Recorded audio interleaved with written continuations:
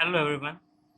In our last lecture, we discussed about what was dimensional modeling, how can we convert a relational model into a dimensional model using four steps. These four steps were how to identify the business process. This was the first step. The second step was identify the green of the fact table, and the third step was actually the identify the dimension, and the fourth step was identifying the facts inside. And then after identifying all these steps, how can we actually make a star schema using all the outcomes from the above steps we have discussed.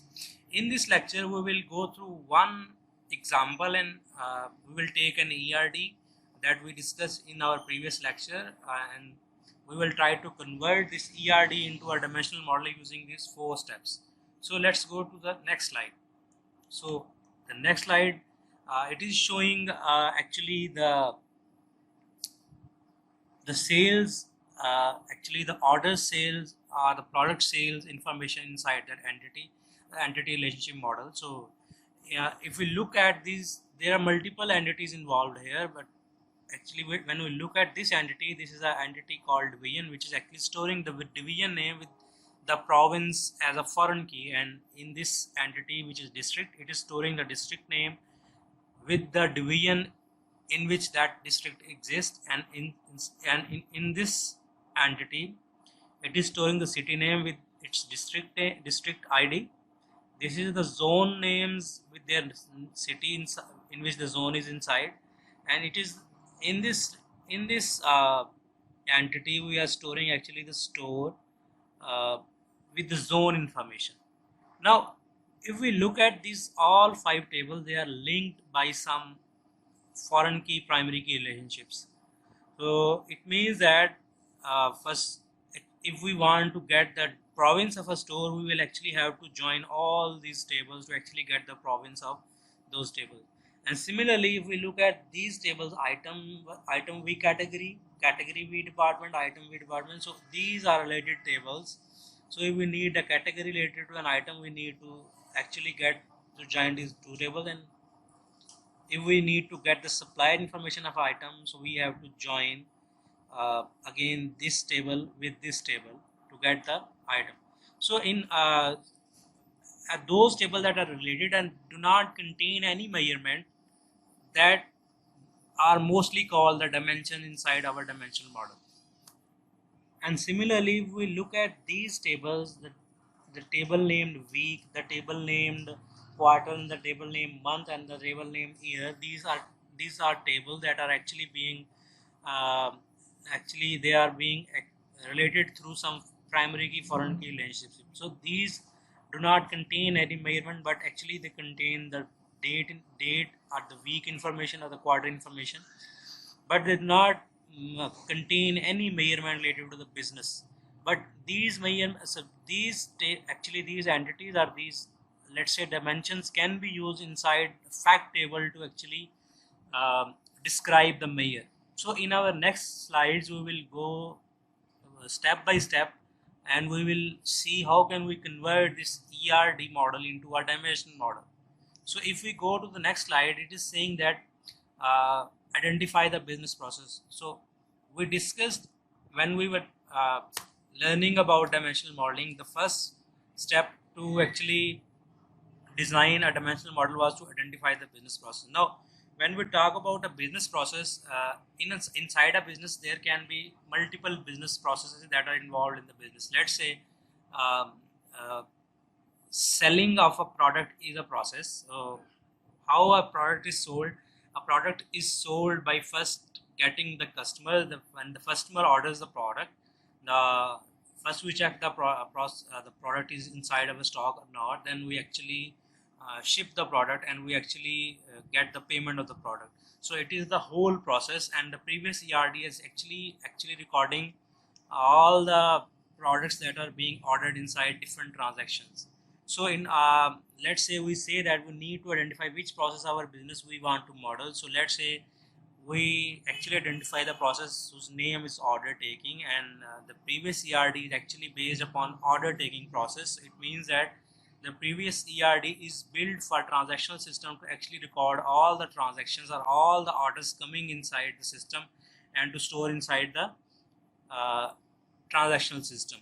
Now, ERD is designed to record the transaction. As we earlier discussed, we can convert that ERD into our dimensional model. So in this slide, we actually identified what is our business process that we need to model into our dimensional model. So the process that we need to model is order taking. So again, this is the first step in which we identified our business process, which is order taking. Now the very important step in to model the actually to design the dimensional model is the grain of the business process. Now, when we actually chosen the business process, we need to actually get the grain of the fact table, or it means that how much information we want to store inside our fact table. So let's say the CEO wants that I need to look at all the products, the quantity of those products that are being sold and the sales each product has given me on daily basis. So if that is the statement, then we can actually convert that statement into our grain, and we simply say that product item sales information recorded in each transaction by location and by time. So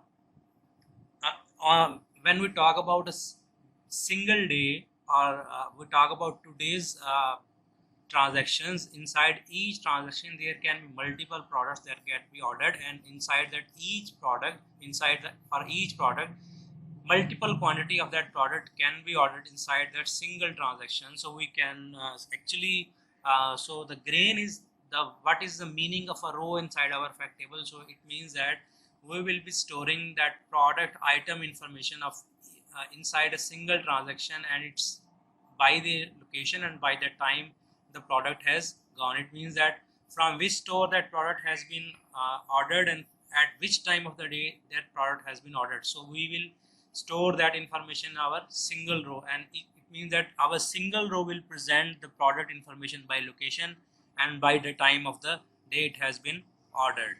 So now if we look at our previous slide, so and when we talk about our grains, so grains is telling that we need the product sales information. So sales is a measurement.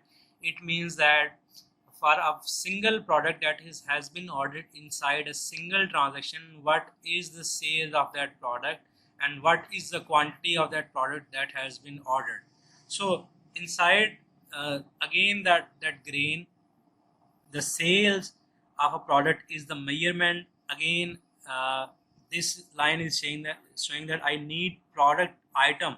So product item is a dimension whose sales has to be calculated or to be shown, and this product item information, sales information should be recorded by location and by time. It means that these three values, product item, location and time, will describe the sales. It means that we can say that product item A has been sold at store A at 12 p.m.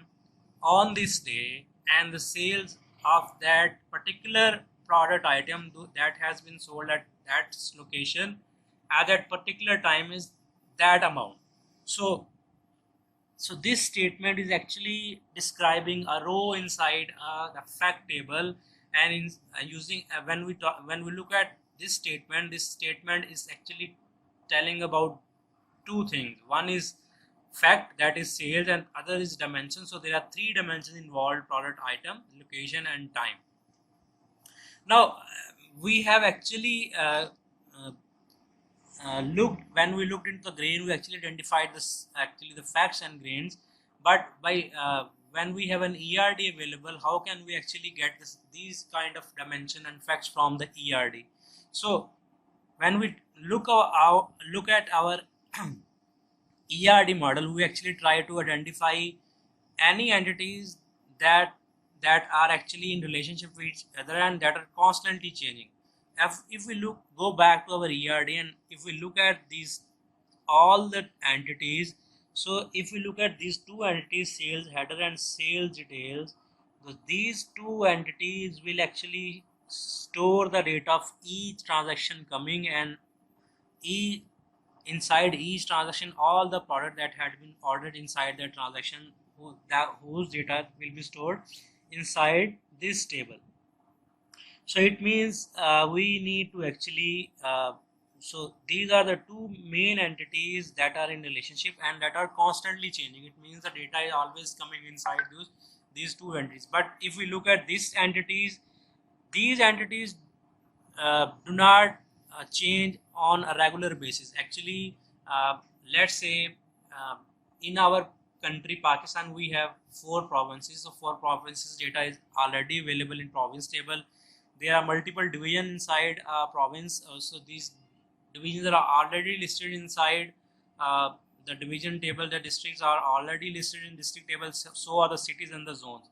Now these all data values do not change on daily basis. Let's say a new district has been born after 1 year, so this table will have one entry after 1 year. So these tables are not constantly changing, but inside these two table data is coming on daily basis because the transactions or orders are being placed on a daily basis. There are multiple orders that can be placed on a daily basis. So these two tables will actually uh, will change with relation to the time, and they will change actually on the regular basis.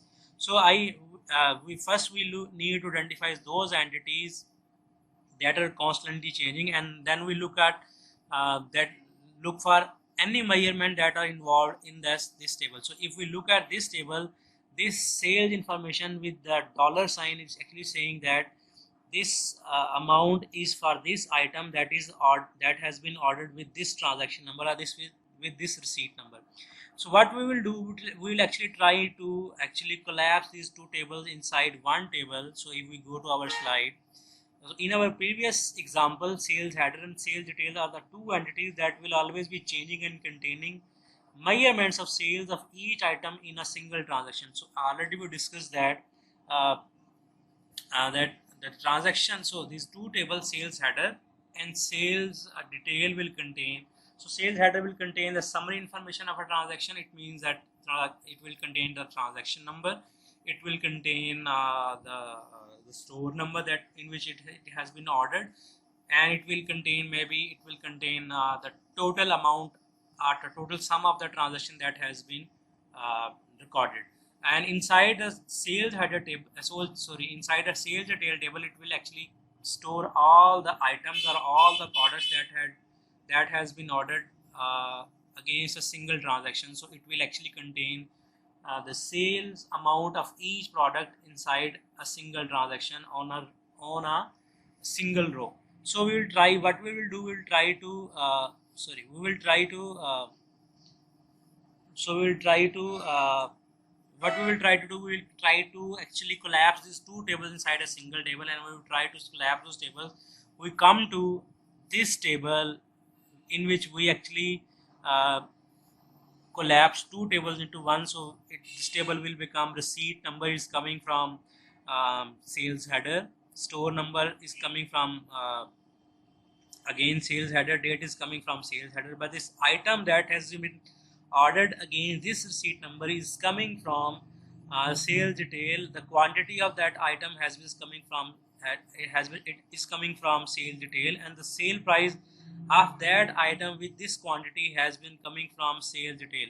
Now the first three attributes are coming from sales detail, and the last three items are coming from first three items are coming from sales header, and the last three items are coming from sales details. So what we did now, in that table the seat number will repeat for each transaction. Let's say we have 5 items that we have ordered inside one single receipt number. The receipt number will actually repeat 5 times with 5 different rows, because these 5 different rows will contain all 5 different items with their different quantities and with their different sales price. So in when what we did, we actually collapse. When we collapse two tables, we actually need more space to actually store the data. But what we did, we actually eliminated the join by collapsing these two tables. Now this is our fact table And if we look our fact table, it is also showing that.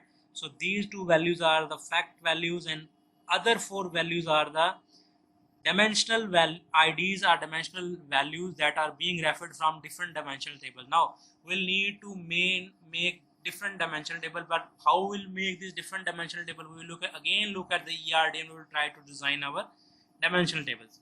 So if we look at our fact table, there are three attributes that use as a reference from other tables. I already told you, item number coming from this category, store number is coming from store, and date is not coming from anywhere, but we can actually design our new dimension, and it is not necessary that we make our dimensions using the ERD. We can make our new dimensions as long as we want, as long we need that dimension inside our dimensional model.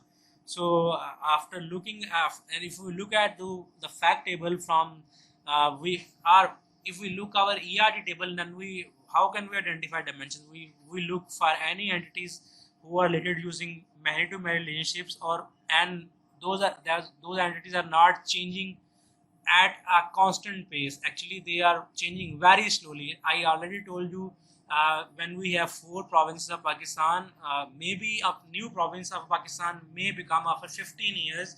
So the table or the entity with the name province that might change after 15 years. So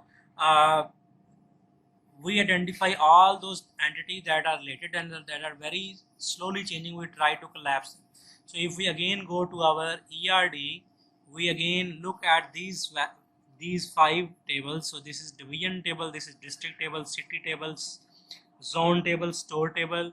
So maybe these all tables are actually related to each other, and that those tables are not changing at a very regular pace, because if we have 5 stores inside a city, maybe after 1 year or after 2 years inside the city a new store is made. So after 1 or 2 years a new entry is actually written inside that table, and similarly inside this table a new entity is written after 1 year. So it means that the table is not changing on a very rapidly pace, but it is actually changing on a very slow pace. So we'll try to identify these type of relations and entities, and we try to collapse them. And when we try to collapse them, we actually come up. So let's look at what we did to identify our dimension. So if we look at these 5 entities: store, zone, city, district, division, and province, these are all related, and they are changing at a very slow pace. These entities are not changing and do not contain any measurement.